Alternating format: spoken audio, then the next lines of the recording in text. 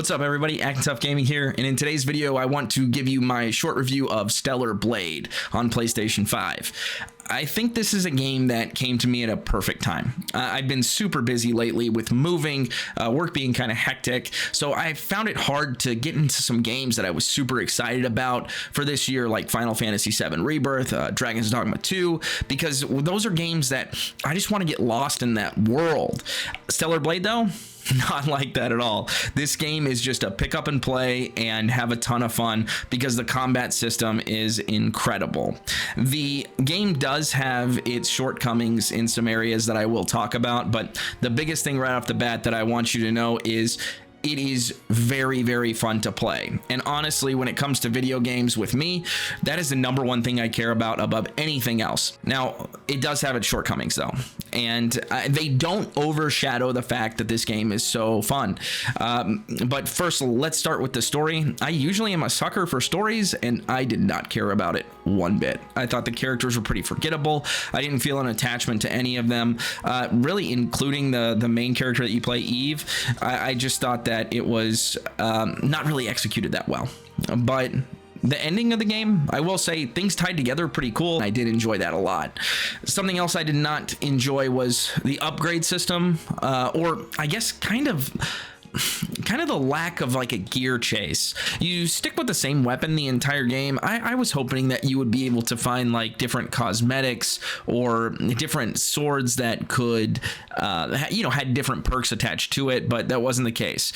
The way that upgrades are done for your weapon and for your health pack as well is you find these crates in the open world, or you'll like kill a boss enemy and you get these materials that drop, and one of them is called like an Omnibolt, and I honestly I forget what the other two more types of upgrade materials you can get. I just forget what they are. It's just a forgettable thing because you just find them in the open world in crates, or they drop from enemies, and they're just different colored circles, and then it'll pop up on the screen that just says, oh, you found this. And it was not a satisfying way at all for me to find upgrade materials. The world itself, like the level design, it's pretty, it's very nice to look at, and they're like shortcuts. And I even heard some people describe this game as a Souls-like because you have like the campfire, like the campsites, and then you've got checkpoints stuff. I don't think I ever once used a shortcut to re-explore an area. I didn't find the areas all that interesting in this game. So those are the three main like negatives about the game. The story, didn't really care about it. The gear chase was kind of non-existent, and then like the gear upgrades too, and then the world design just wasn't very good. I don't know if I want to say it wasn't very good. It just wasn't memorable, and I did not feel compelled to explore too much. And I think a lot of that has to do with my lack of caring about any of the findable loot. So those two kind of go hand in hand. Last thing I want to talk about is the skill tree. It's fine.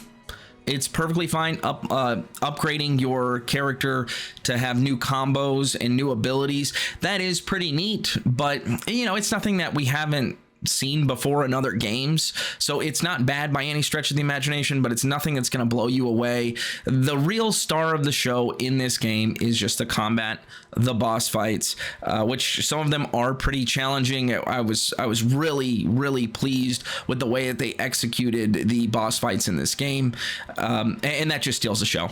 So I spent a lot of time talking about the negatives, but man, the parrying in this game, the dodging like at the right time, and following it up with combos and then interrupting your combo to hit a perfect parry, a perfect dodge, doing the executions, all that stuff is just phenomenal. They nailed it, and I want to hammer home as this video kind of winds down that any of the negatives that I talked about here are completely just obscured by the fact that the combat system makes this game so much fun.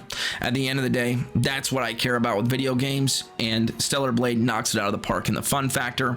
So with all that out of the way, I'm gonna give Stellar Blade a 7.5 out of 10. And I'm super excited about what they do with this franchise in the future, because all the negatives I talked about, they're going to be fixed in Stellar Blade 2. There's no way they don't fix it because the stuff is so easily fixable. And when that happens, boy, this game is going to take the world by storm. Because while Stellar Blade, I see some people saying it's like Game of the Year candidate, I completely disagree with that. It's not a masterpiece. It is a very fun game to play, and it is a good game. Now, of course, all of that was just my opinion, and some of you may agree, some of you may disagree. Either way, I want to hear from you in the comments below. What did you think about Stellar Blade? Thanks a lot for watching. If you enjoyed this video or if it helped you out, do me a favor and hit the like and subscribe buttons down below. Have a nice day.